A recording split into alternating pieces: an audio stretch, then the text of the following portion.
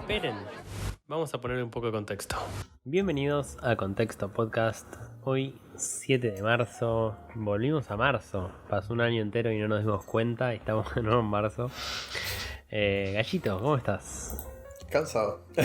Lo que hablábamos recién. Estamos los dos muy cansados para que nos escuchen. Igual no quita que seguramente vamos a hacer un buen análisis de todo lo que hablemos.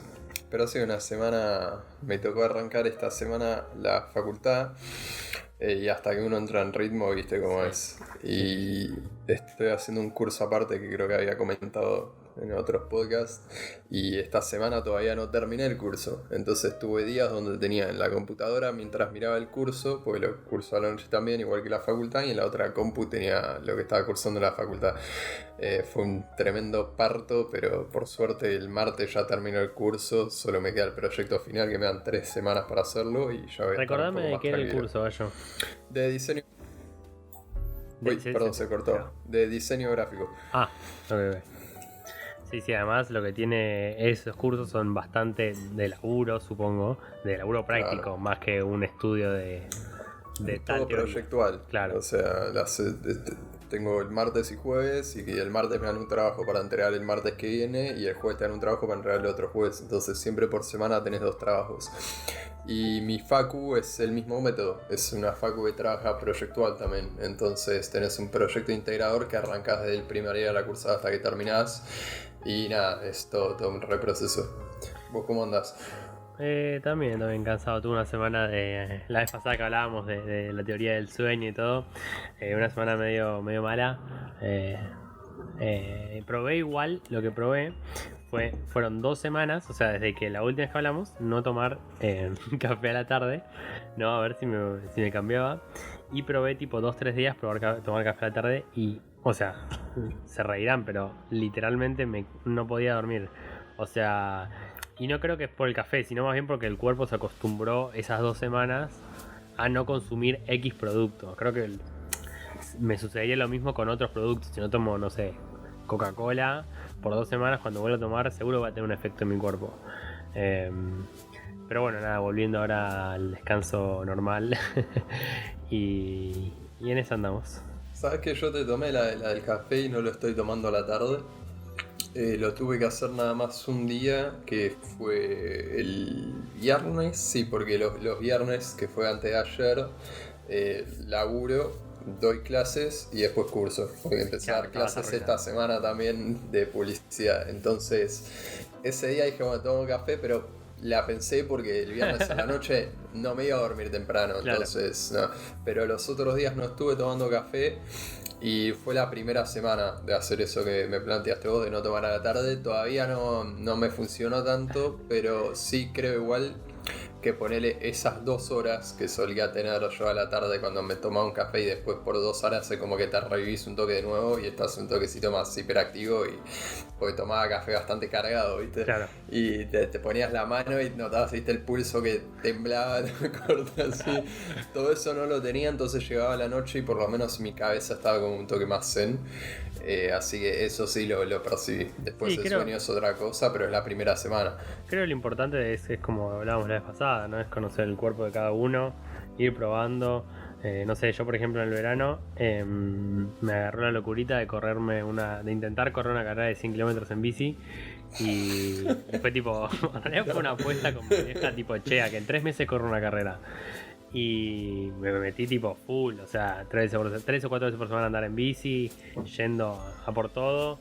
Y el cuerpo dijo, no, gracias. No, y yo un momento en que fue tipo, estaba literalmente arruinado. Y bueno, nada, lo dejé largo y ahora vendí la bici. Yo tengo esas cosas, viste, que me mando a probar. Pero me sirve porque, o sea, creo que es súper importante conocer. Bueno, primero de todo es súper importante probar a hacer cosas que están fuera de nuestro conocimiento o alcance, porque tenés bocha de experiencias nuevas, etcétera. El café para mí es una de esas cosas, es como ir a cafeterías nuevas, conocer gente nueva, etcétera. Y la bici fue uno de esos y, o sea, yo puedo decir, disfruté mucho recorrer la ciudad. O sea, tenemos zarpada ciudad. Sí. Literal me enamora cada día más. O sea, cada día veo más lejos la posibilidad de vivir fuera de Argentina realmente. Y algo de eso, uy, como lo linkeó mi subconsciente.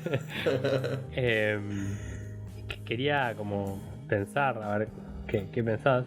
Y es que estas 2 semanas vengo escuchando mucha gente que me dicen tipo, no, loco, qué caótico está el mundo, qué caótico está todo, viste, estaba tipo lo de Formosa, ahora en Paraguay también, en Brasil que se está yendo toda la verga. Y yo me encuentro bastante optimista. O sea, siento que estamos, o sea, siento que es generación de cristal literalmente en este caso, que realmente no entendemos lo que es caos o crisis, que en los últimos 20 años, o sea, los últimos, primero de todo, 50 años, pero vamos a tomar los últimos 20, hubo una paz muy grande. O sea, sí, nuestros problemas ahora son si la tortuga se engancha con una bolsa en el océano o no. O sea, y pasamos de hace 100 años estar escondido, ¿no? Como si estuviera vivo, ¿no? Pero la humanidad, digo, estar escondido en un sótano porque cae una bomba, a si la tortuguita le cae bien el plástico o no, ¿no? Y no lo digo minimizándolo, ¿no? No, efectivamente, sino cómo cambió el timón de nuestra vida y estamos en aguas mucho más tranquilas. O sea, yo entiendo que hay caos en general, muchas cosas, pero creo que también me gustaría, no sé, darle un minutito a valorar a che, loco. O sea, tremendo mundo tenemos. Sí, o sea, sin ir más lejos, también el tema de cómo cambió la expectativa de vida y todo. O sea, hoy vivimos una calidad de vida mucho más alta que antes. Sí, totalmente. Pero no sé, o sea, acá voy a disentir un poco con el tema de ser, como dijiste al principio, de que eras... no me ¿Bastante optimista? Bastante optimista, sí. Disculpen ese cansancio. Yo la realidad es que no soy nada optimista. Yo siempre veo, viste, esta como concentración de poder en ciertos sectores, lo que hablamos siempre, manipulación de pensamientos mediante herramientas para manipular los pensamientos. Pueden ser los medios, pueden ser las redes, pueden ser un montón de cosas. La poca empatía que hay el ser humano, ponele a... Mira, sin ir más lejos, la peluquera de mi vieja es peluquera y amiga de la familia hace 20 años, o sea, es nuestra tía, digamos. Claro. O sea, es peluquera de mi vieja por rebote nada más, porque mi vieja se hace el pelo con ella, pero digamos, es nuestra familia, o sea, viene a casa, hoy vino, está de la mañana, se queda a almorzar, después la llevamos de nuevo a su casa, o sea, es mi tía prácticamente. Sí. Y es una persona muy, muy humilde en sus pensamientos y una muy buena persona. Es extremadamente buena persona. Cristina se llama. Y por ejemplo, ella siempre le suele dar de comer, vive, si mal no me equivoco, en Quilmes, y siempre le suele dar de comer a la gente que está ahí en la calle, en su cuadra, ¿viste? Como que es una persona así, nunca ha tenido mucho dinero ni nada, pero simplemente lo poco que tiene lo usa, como le gusta ser, ¿viste?, activa socialmente y qué sé yo. Y ayer una chica a la que ella le venía dando de comer ya hace como 2 meses, la dejó pasar a su casa, todo para darle de comer y todo, y la chica le robó 2 celulares, se fue corriendo y después la policía la paró y le devolvieron uno de los celulares a ella. Y bueno, obviamente imagínate cómo está hoy, estaba tipo destrozada, porque cuando tenés ese tipo de acciones es como que confías mucho en la otra persona y después a veces pasan este tipo de cosas.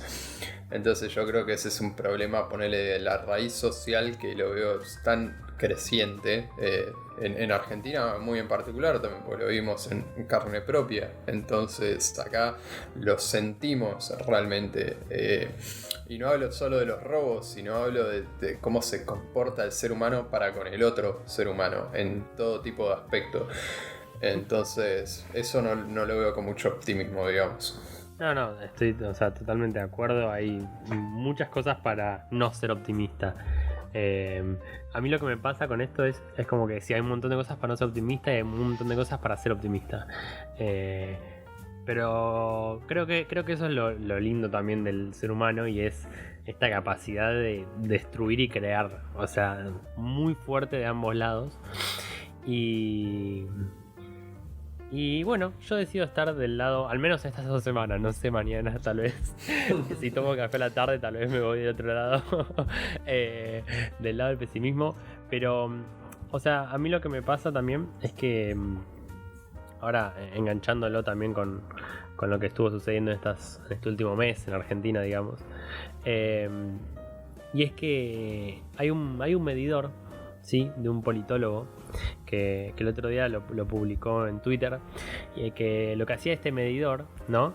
Medía la cantidad de tweets, o sea, se medía la cantidad de tweets que se posteaban de opinión, digamos, que la midió desde 2010 en adelante, ¿sí?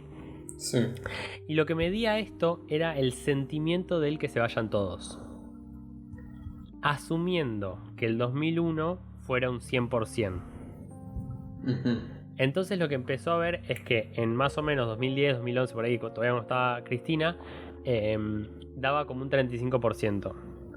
Fue escalando y hasta el día de hoy, digamos 2020, ese medidor daba un 50%. Uh-huh. O sea, en ese caso te estaré dando la razón de que sí, podemos tener un pensamiento pesimista con respecto a la política, que cada día la gente confía menos en ella. Y esto es algo que en cierto punto me pone medio mal, o ponele, porque esto es lo que hablaba hoy también cuando me tomaba el café a la mañana con el barista, que decía, mira, yo no tendría problema en votar al partido político contrario a lo que yo pienso, pero hay algo que no podría tolerar, y es un país sin política. Es muy fuerte esto, pero realmente nos cuesta mucho medir la importancia de la política y el peligro del discurso antipolítico, y a lo que puede llevar eso. Bueno, ¿te acordás medio de lo que hablábamos la otra vez? Conectando un toque con el tema del feminismo, que yo te había hecho un comentario que lo peor que podía pasar era cuando se genera esta indiferencia, sí, totalmente, hacia cualquier tipo de tema. Bueno, se lo podemos ligar tranquilamente con la política. Totalmente. Y esto es algo que me pasa personalmente a mí, a mí me pasa qué sé yo, el otro día tuvimos a tal vez una de las dirigentes políticas más importantes en la historia de la Argentina, con la que yo no comparto un montón de pensamientos, pero no deja de serlo, haciendo política pura, que es justamente la política que yo no quiero ver en el país, que es la política pública, pero desde el discurso y no desde la acción.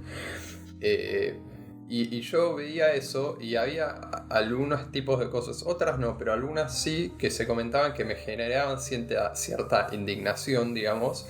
Pero ya llega un punto donde uno piensa, la verdad que no sé, o sea, ya quería cambiar el canal, digamos, no me interesa, o sea, estoy esperando que llegue carne nueva y que hablen con otros discursos y que propongan nuevas cosas, y ya me cansé de que sean, y no va por un partido político en particular, ya me cansé de lo que es la clase política argentina en sí, todos, es como que no puedo, prendo la tele y la quiero apagar al toque, hable quien esté hablando, es insoportable, es soporífero. Bueno, es que hay una cosa ahí, ¿no? Que es, siempre estamos buscando lo nuevo, pero no queremos algo anárquico, algo antipolítico, etc. Ahora, el tema es, todo lo que sea nuevo, joven, nueva idea, va a salir de los mismos partidos, en general. Va a salir de un peronismo o de un antiperonismo. Muy raramente salga de un lugar que no sea ni de esos dos partidos, ni sea algo medio así anárquico, etc. Entonces es muy complicado encontrar figuras nuevas. O sea, yo entiendo y también me gustaría que haya figuras nuevas y pensamientos nuevos, pero lamentablemente todo no me sale. Funcionario político nuevo con nuevas ideas va a salir de alguno de los dos partidos existentes. Sí, o va a caer en alguno de los partidos existentes. Exacto. Que es lo que pasó con Martín Lustó, por ejemplo, también, que quería ser un revolucionario en su momento, terminó con el PRO, y así pasa con un montón. Bueno, la imagen de Milei el otro día. Sí, con Bullrich, o sea, iba a terminar cayendo por ese lado. Claro. Randazzo, por ejemplo, tal vez es uno de los pocos ejemplos de un tipo que empezó con el peronismo muy vividamente y después, cuando sus ideas se fueron yendo para otro lado, no decidió irse con el partido contrario, sino quedó ahí como medio en el medio y está viendo cómo va a reformar su estrategia política.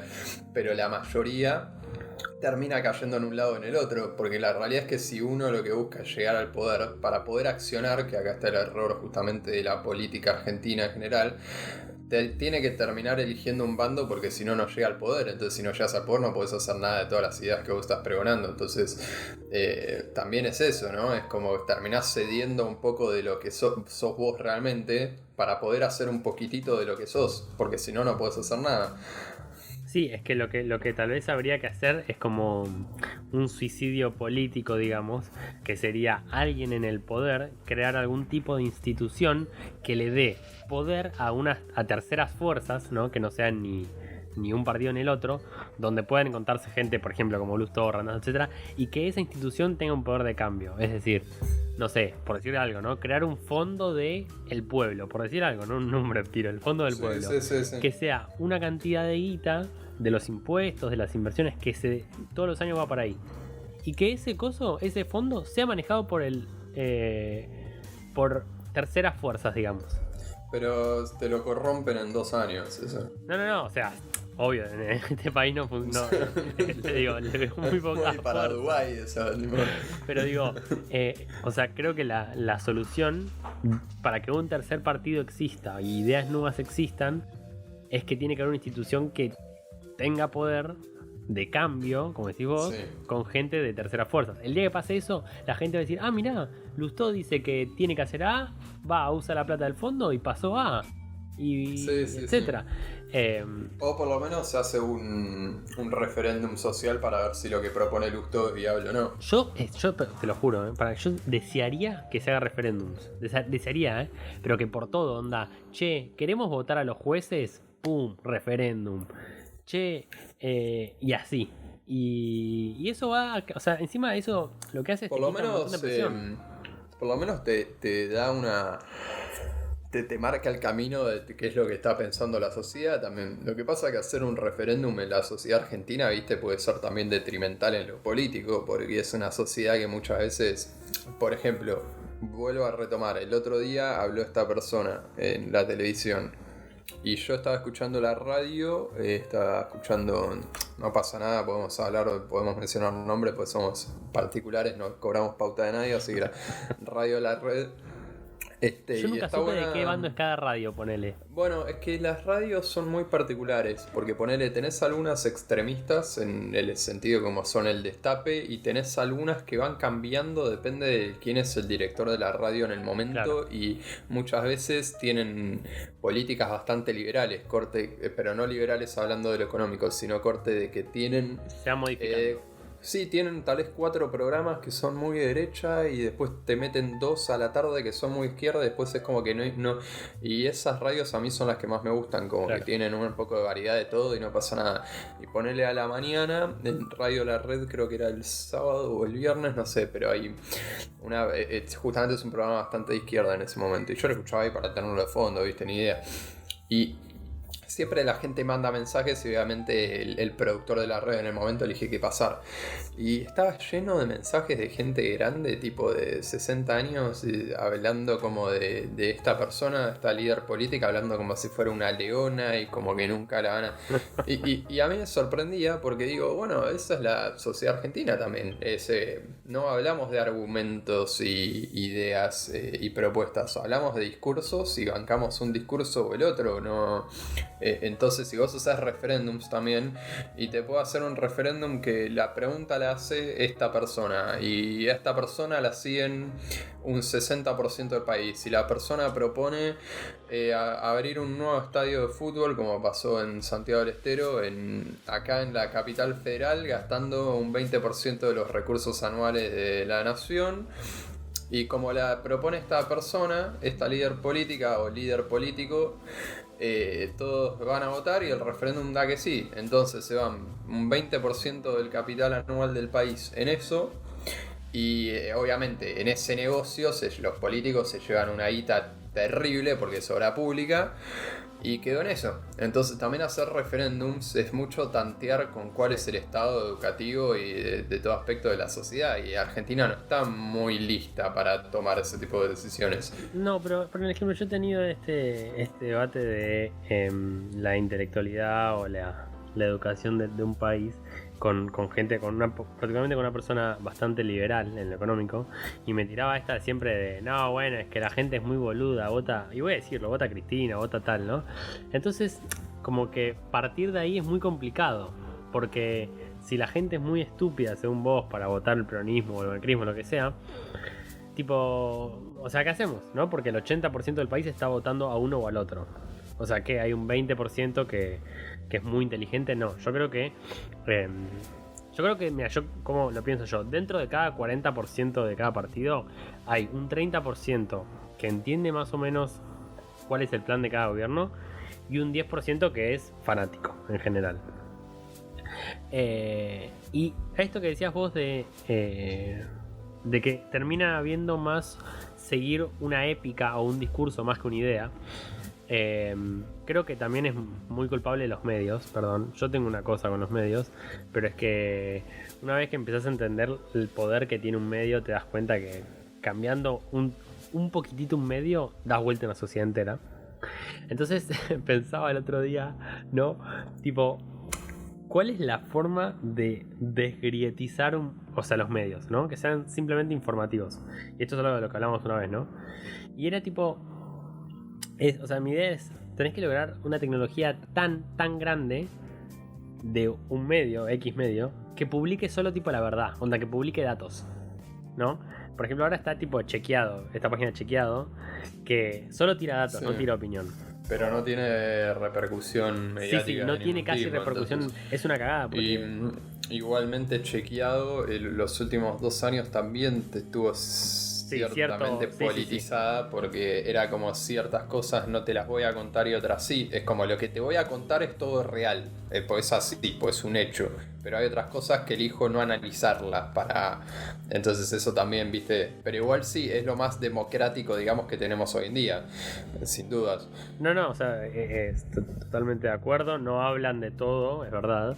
Hablan de lo que no sé quién les dice o qué deciden, andás a ver. Y pensá, o sea, literalmente esa es la única salida, es llegar a un punto donde el medio solo comunique un dato, un hecho, y que la gente termine juzgando sin que dé la opinión. Porque ahora con lo que pasó de las vacunas, ¿no? ¿Viste? El vacunatorio VIP y todo esto. Hubo una campaña hermosamente gigante, ¿no? Y yo pensaba en el hecho en sí, ¿no? Se vacunaron, digamos, no se sabe cuánto, pero un aproximado de entre 100, 300 personas irregularmente. Entonces decía, me puse a investigar, ¿no? A ver si pasó en otros países, ¿no? En Chile tenés 30.000 vacunados que no cumplen con las características, ¿no? En Estados Unidos también. En Alemania está pasando algo parecido. Y en muchos países, ¿no? Entonces yo me voy a pensar, ¿es realmente un problema problema heavy? ¿O es algo más de un problema creado por un discurso, digamos? Esto es lo que hablábamos recién. Digo, cuando se hablaba de vacunatorio VIP en la tele, ¿fueron médicos a explicar cómo es la logística de la vacuna? Por ejemplo. ¿O cómo mejorar y que sea todo más claro? ¿O se usó simplemente para algo político? De nuevo. Creo que el medio es muy importante en estos casos para lograr crear educación en la gente. Ok, yo te voy a decir una cosa. Ahí no estoy de acuerdo. Y hoy está bueno, pues no estamos de acuerdo en todo. No estoy de acuerdo en eso que vos decís con el tema de las vacunaciones en Chile, qué sé yo, porque bueno, primero si me pones el ejemplo de Estados Unidos, si hay 30.000 vacunados que no deberían haber sido vacunados, estamos hablando de una población de más de 300 millones de habitantes comparado con nosotros que seremos 60. Totalmente. Así que y en Chile es el líder de vacunación, o está entre los líderes de vacunación del planeta, ya tiene más de 20% de vacunados. Entonces también hay que analizar los contextos, digamos, si acá nos faltan las vacunas, si acá hacemos malabares para traer vacunas, si acá mentimos desde diciembre con el discurso que supuestamente iba a haber 10 millones de vacunados para diciembre, y entonces a la gente le va a molestar un poco más que haya este tipo de vacunaciones VIP o como quieran ponerle. Eso no quita que los medios saquen ventaja de este tipo tipo de cosas. Obviamente eso no lo quita, pero digamos, si hay de qué sacar ventaja, entonces la gestión política no es tan buena como debería serlo. Cuando haces una buena gestión política es cuando los medios no tienen mucho de dónde agarrarse para criticar a la gestión, y yo creo que en este caso sí había de dónde. No, o sea, totalmente de acuerdo, y vale aclarar, está totalmente mal, está perfecto que lo hayan echado a Ginés, y en eso estamos totalmente, no digo que haya estado bien, quiero aclararlo. Lo que voy es eso, es si en cierto punto los medios buscan inflar más una debilidad constantemente en vez de ver otras cosas. Y con lo de Chile, a ver, es más fácil vacunar al 20% de Chile, si estamos de acuerdo. Primero de todo, tenemos una cosa en Argentina que es compararnos con Chile. Que dentro de todo Chile tiene un 4% de inflación, si no me equivoco, algo así, anual. Tiene un sistema mucho más avanzado. O sea, somos Argentina, medimos 800 veces más, 800 veces más pobre, 800 veces más menos infraestructura. Pero aún así, esto no quita, de nuevo, fue un error. Bien pagado, para mí echado es lo justo que había que hacer. Pero mi idea va tipo a, ok, se equivocaron y la repartieron mal, o fue una decisión errónea de este muchacho. Ahora, loco, qué bronca que no usen los medios para poner gente ahí a debatir de cómo repartir la vacuna o cómo distribuirla, o la logística, etcétera. Nada, un descargo también. Sí, obvio. Yo nada más lo de Chile lo traje, viste, porque vos habías mencionado, pero obviamente es muy difícil compararse con Chile.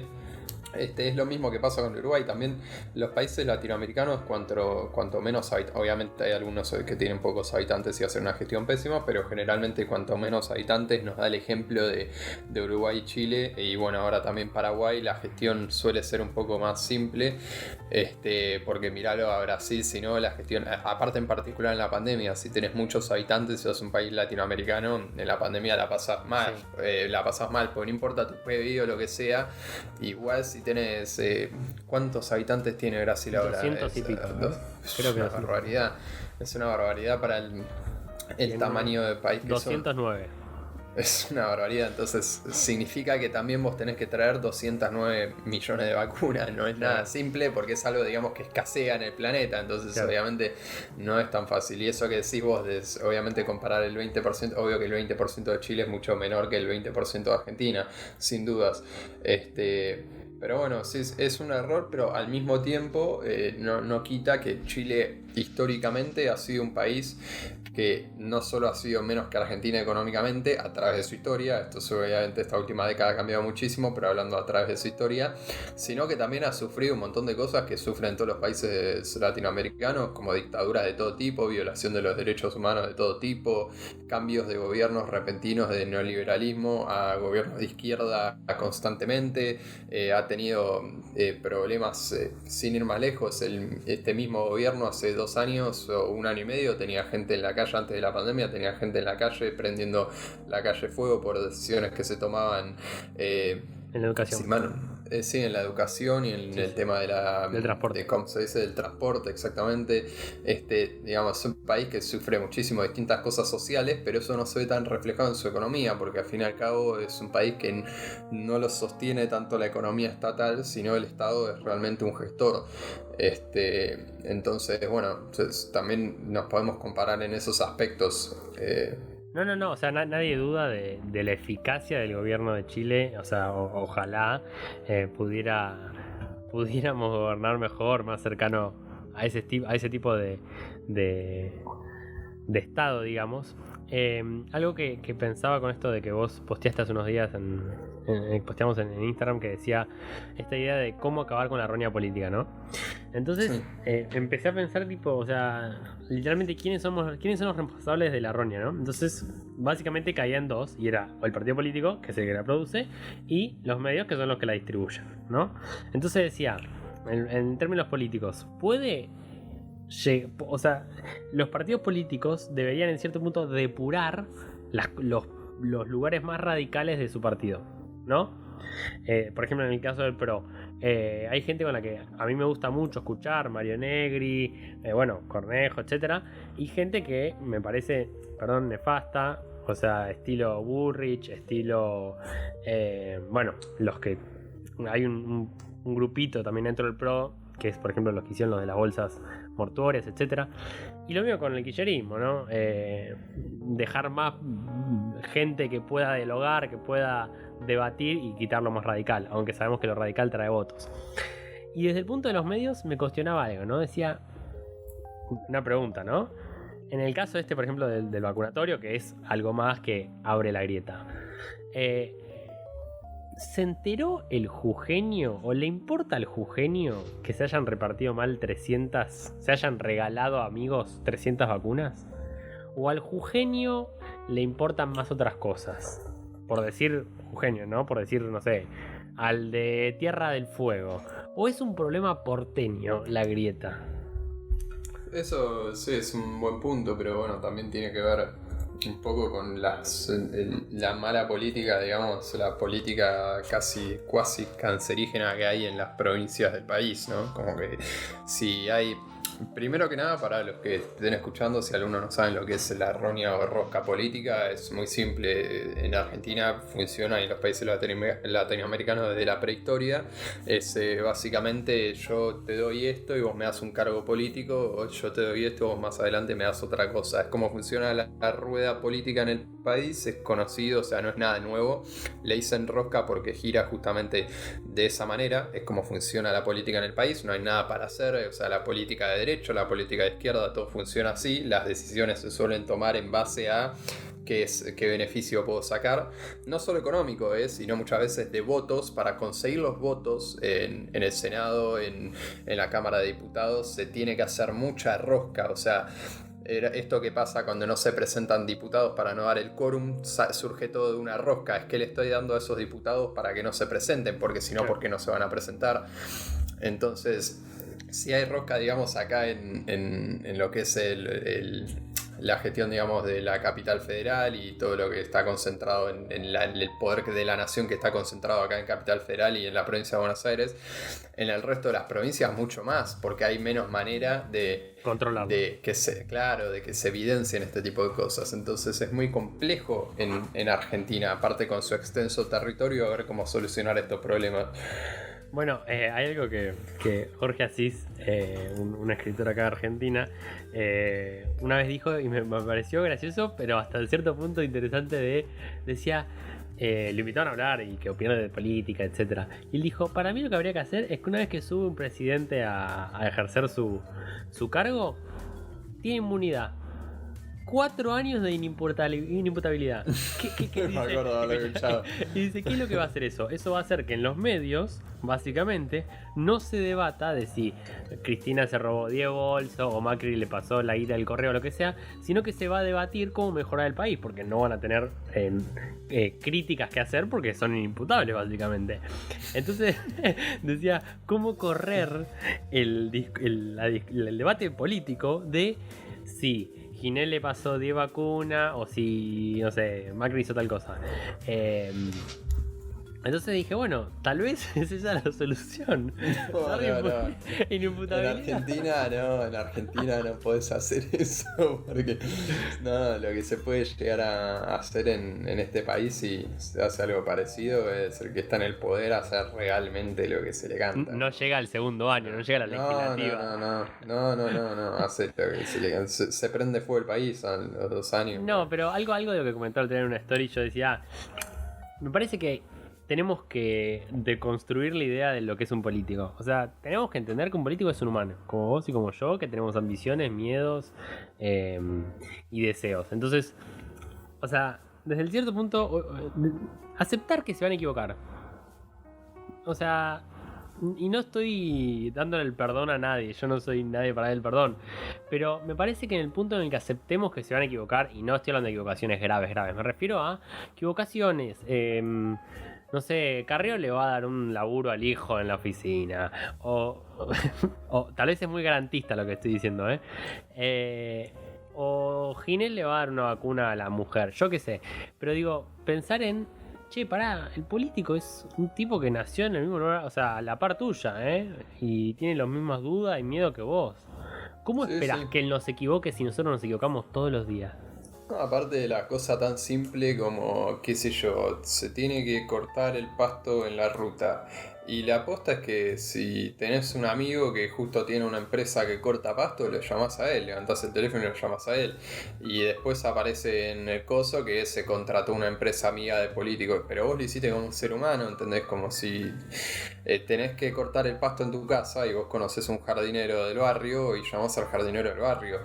El tema es que, bueno, lo que pasa es que las leyes están desarrolladas, ponele, para que eso no pase, justamente por el tema de licitar todo lo que son las obras públicas de todo tipo, de, bueno, las votaciones para los cargos públicos, todo está todo diagramado para que no pase, y sin embargo la rosca sigue creciendo y sigue pasando.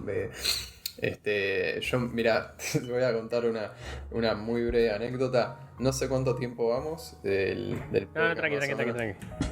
Cuento una muy breve anécdota que es... hay una empresa una empresa de supermercados muy conocida en Argentina que hace un tiempito se puso en venta. Son supermercados, son una cadena de retail muy grande que no es de acá, es de Estados Unidos, si mal no me equivoco.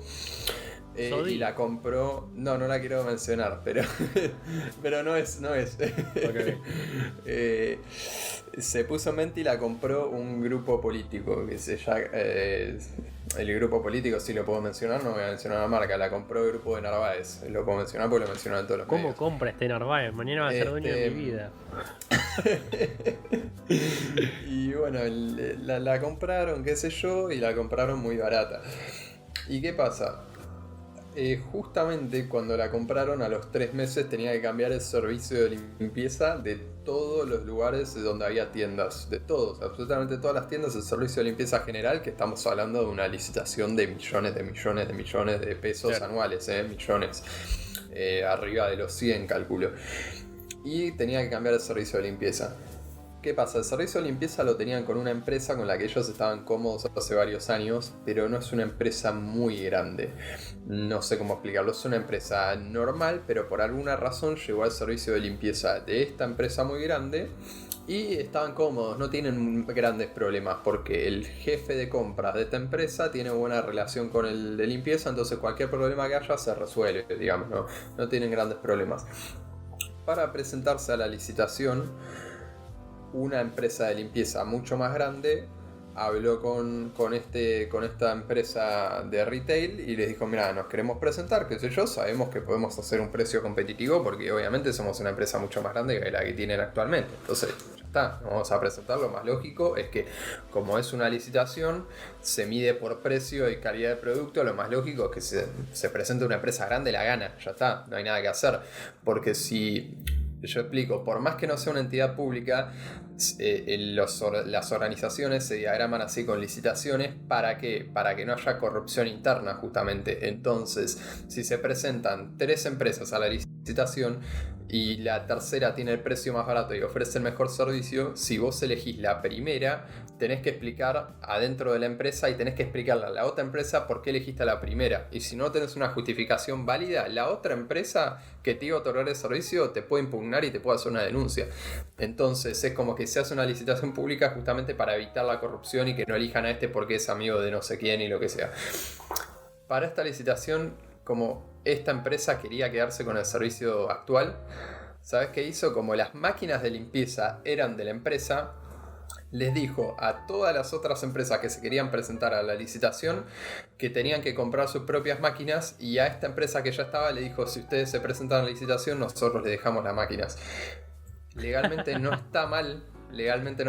Las otras empresas tuvieron que presentarse a la licitación con un precio muchísimo más alto porque tenían que comprar las máquinas para el servicio, entonces vos lo tenés que hacer rentable y dentro del contrato de 2 años que te dan tenés que recuperar todo lo que invertiste en las máquinas. Claro. Te estoy hablando que se presentaron con un precio 500% más alto, ¿entendés? Sí, porque obvio, son máquinas gigantes para más de 30 tiendas en todo el país.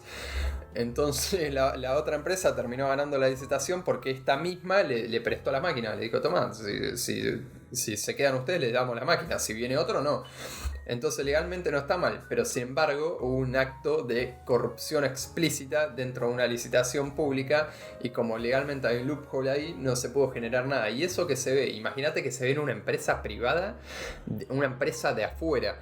Imagínate que se ve en eso, una empresa recién comprada por el grupo, todo, se evidencia la corrupción. Imagínate lo que se ve en el marco político, que las entidades públicas no tienen este tipo de control que tienen las privadas. Entonces, me pareció una buena anécdota para ponerla de ejemplo de lo que pasa en la rosca política. Eso es rosca pura, es así. No la tenía, pero toda esa anécdota, y no sabía que sucedía eso en las empresas privadas también. O sea, no sabía que había licitaciones en las empresas privadas. Pensé que era solo en el espectro público, digamos. No, es terrible. No la tenía más. O sea, a lo que yo suponía era tipo, ok, yo puedo elegir a quien quiera por mi empresa. Pero no la tenía. Bueno, pero ahí nos muestra entonces esta cosa de, no sé, idolatrar también a la empresa, pensando que la empresa y el empresario es lo más puro que hay. Tampoco, o sea, son humanos como el político, como el empresario y como vos. O sea, vos, Juan, ves corrupción en aspectos familiares, en aspectos sociales, en aspectos de educación.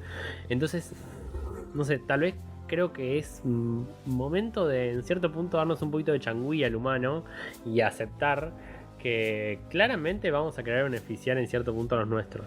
O sea, ¿qué es lo que sucedería si le damos un poquitito más de changüí, en este caso al político o al empresario, lo que sea? Lo que va a suceder es que, ok, van a seguir sucediendo esas cosas, pero creo que nos vamos a enfocar más en las medidas macro que realice cada gobierno. Y eso va a ser mejor para el país. No sé, vos ves tipo el hijo de Biden tiene por darte un ejemplo, no tiene 800 mambo, 800 quilombo. El hijo de Trump también. Pero yo creo que en cierto punto lograron una macro, una estabilidad social mucho más grande, porque aceptaron ciertas cosas que el humano va a hacer, o sea, ciertas corrupciones y errores que van a cometer. No sé, creo que, no sé, yo le doy un poquito más de changüí a los políticos con equivocaciones muy simples y básicas. Sí, en eso te banco, es así, o sea, hay que ser un poco más empático, entender que no dejan de ser seres humanos, que cometen sus errores de todo tipo, pero bueno, al fin y al cabo igual también hay que ponerles esa presión porque por alguna razón están en el cargo en el que están y uno toma la responsabilidad que decide tomar. No digo que uno tenga que ser un ser humano impoluto porque si no dejaría de vivir la vida como tal, pero es como que yo no tomaría la responsabilidad tal vez de ser un presidente, no lo sé dentro de 30 años, pero en este momento no, porque sé que tendría un montón de errores humanos que quiero tenerlos todavía porque son parte de vivir la vida. Pero cuando uno toma un cargo público tiene que entender también que hay varias decisiones, como, a ver, obviamente lo de Biden nadie puede hablar del hijo de Biden, pero si Biden tiene en su vida personal problemas que lo puedan exponer de manera pública como los ha tenido, digamos, yo creo que eso es parte de ser un buen profesional político, digamos, hay que tratar de reducirlos al mínimo, no sé si me explico. Sí, o sea, tratar de que si tenés mini fallitas que se muestren también lo menos posible. Y no, obvio, yo también estoy de acuerdo de tenemos que poner el ojo en los políticos, siempre hay que estar atento.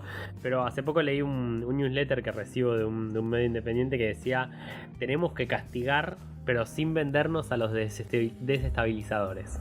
O sea, castiguemos, echemos, hagamos juicio, hagamos todo, pero ojo con no darle muchos tiros al político porque va a venir algo que es peor que el político.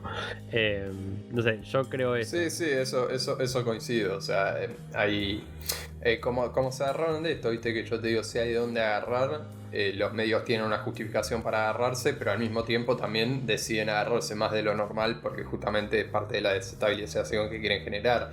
A ver, no es casualidad que un diario muy famoso de este grupo en particular, que suele ser más de derecha que otra cosa y tan importante en los medios, de una semana para la otra, justamente cuando se generó todo el vacunagate o como le quieran poner, comenzó una campaña donde contrató un montón de periodistas, no sé si lo llegaste a ver, pero bueno, contrató un montón de periodistas y empezó programas de televisión dentro de ese mismo medio, que son todos, digamos, no de lavado de cerebro, porque no lo veo así.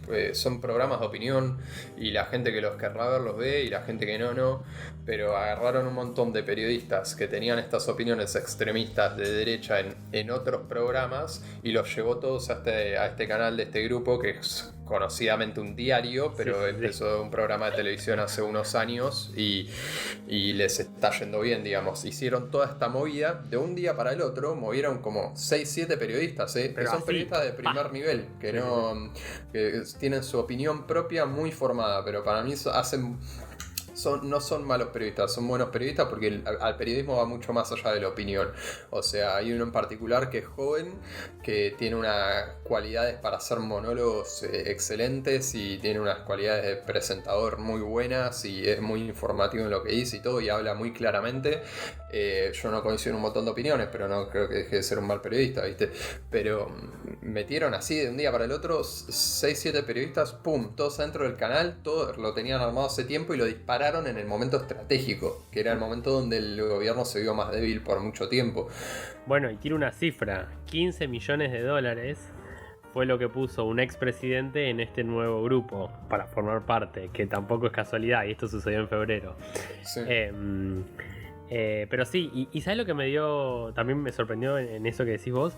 Hay unas tablitas que salen todos los días que son los ratings de cada programa. Y había 5 puntos en uno de extrema, digamos, izquierda, por decirle algo, extremo peronismo, y otra en extrema derecha. Los otros 5 puntos ahí. Y después, bueno, los del medio con 1 o 2 puntos. Y era esto lo que hablamos hace, no sé, 1 o 2 podcasts de cada vez los medios radicalizándose más también. Pero bueno. Y eso conste que los del medio no suelen estar tan en el medio y son... No, me asustó eso, porque yo dije, che, pará, yo el del medio pensaba que era de derecha. Ah, no la conocía la derecha yo. No, esta es la derecha. No. Pero, no sé, o sea, creo que la revolución tal vez pasa de consumir cuanto más medios independientes. Yo estoy suscripto y lo recomiendo a muchos medios de gente también del medio, que suelen ser los que menos pauta tienen, entonces son más libres de opinar también. Y lo recomiendo mucho. Recibir esos newsletters a mí me nutre de ambos lados y es muy bueno. 100%. Nada. No sé si habría algo más que agregar. Yo creo que por hoy estamos bien. Me parece que... Sí, yo renuevo mi optimismo y yo sé que el país muchas veces nos decepciona, pero debatamos y generemos espacios políticos que no estén radicalizados, porque apenas te descuidás, nos aparece un partido político que nos hace pelota. Prefiero mantenerme en los que están por ahora. Pero bueno, espero que les haya gustado. ¿Algo más que decir, Gallito? No, nada más. Por esta semana estuvo muy tranquila en el aspecto de se calmaron un poco más varias cosas. Sí. Pero ya arranqué el ritmo de nuevo, el ritmo odioso de nuevo. Pero sin embargo, mirá, estamos acá haciendo el podcast, así que no me puedo quejar. Así que no, nada más que opinar. Y les quiero tirar un último dato. Busquen en internet sobre un nuevo estudio entre Japón, Estados Unidos y Canadá de una modificación cerebral que están haciendo muy interesante y muy simple de replicar en todo el mundo para un estudio, digamos, algo que vos te puedes hacer para reducir miedos, ansiedades, aumentar la motivación, etcétera. Búsquenlo así, va a aparecer en las últimas noticias. Nada, un datito que me pareció, voy a buscar en este momento. Súper interesante. Ahora te paso el nombre y después lo paso en Instagram también. Pero bueno, que tengan unos lindos 2 semanas y nos vemos en 15 días. Chao. Adiós.